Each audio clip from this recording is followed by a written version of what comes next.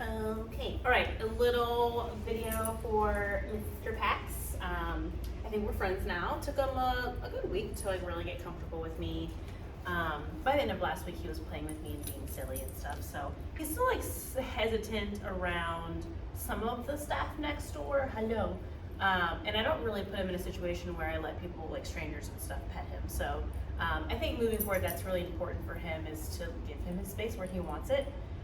He's not overly confident, and I want to advocate for him so that he knows that we have his back, so that he doesn't ever need to take it upon himself to create his own space. So some things that I've been working with him, knowing that he has that confidence issue, but he also has this little bit of like a mischievous, like rude, pushy side, which is fine. He's a young guy.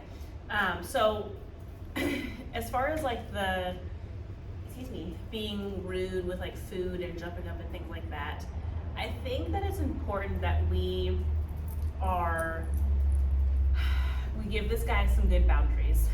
It's important that we follow through with the things that we ask, all of that stuff. We want to be clear and show him like this is the line of things that you can do and can't do. So outside of the context of like resource guarding and being weird with food, I've been really making it a point to show him exactly what I'm looking for, where I want him to be, not allowing him to push and pull and all of that stuff.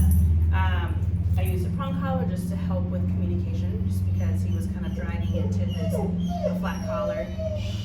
But when he gets whiny like that, I'm just kind of reconnecting with him.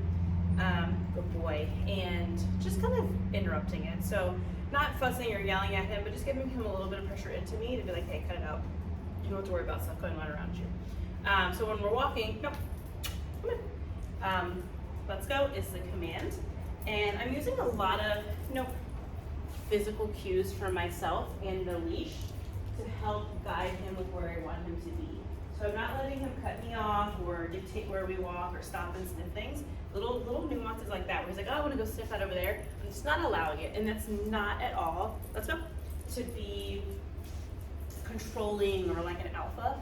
I just want to create clarity of like when we're walking, you're walking with me, and that is going to help boost your relationship so that he knows how to respond to you, what you're expecting of him, all of those things.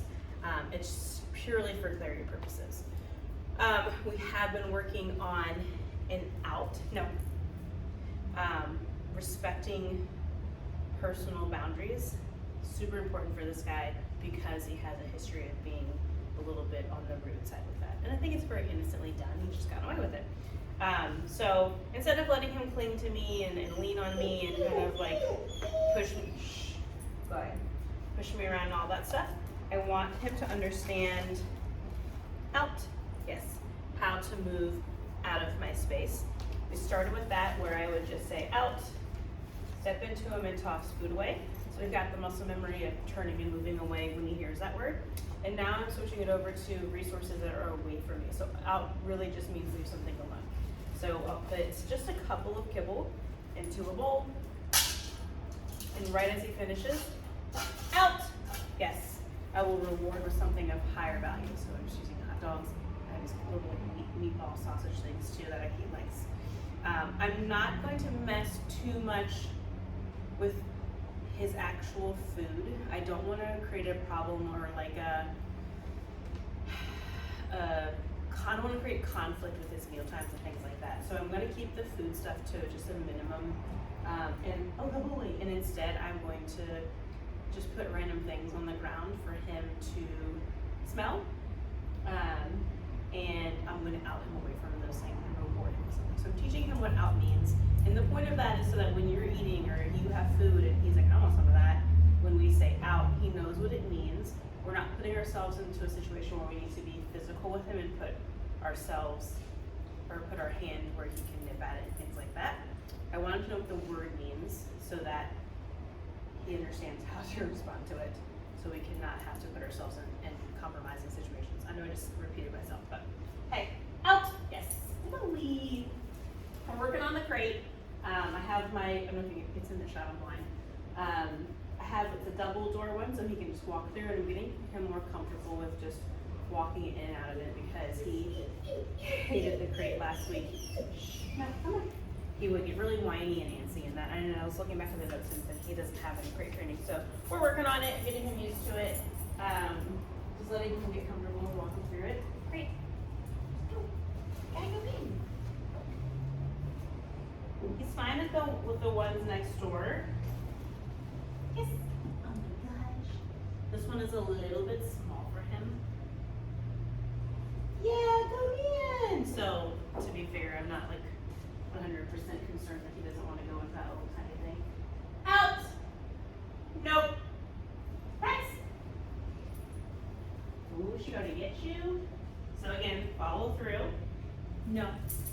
Good boy. And I'm not gonna pay him for that. I'm not gonna pay him for ignoring me. Sit. Good. Down. Ian. Lots of place command. Oh, I haven't seen the email yet, but I'm gonna be attaching a picture of him on the bed over here, working in his place. Okay. Just getting him used to spatial independence, settling down, interrupting arousal, letting him self-regulate his energy a little bit so that he's not so clingy and wanting to be near us all the time. We can utilize it if we're eating, like, hey, you just can't come into my space when I'm eating. If there's a lot of stuff going on around him, it helps him to self-soothe, to settle and not be so active. And it helps with impulse control. So things are happening around him and he doesn't need to be a part of every single thing that's happening. So just a good skill set that can be translated to other parts of your life. You feel better? Yeah, okay. Bye. Pax! Yes. All right. I feel like there's more I wanted to go over, but I don't remember. Come on, bud. Hi.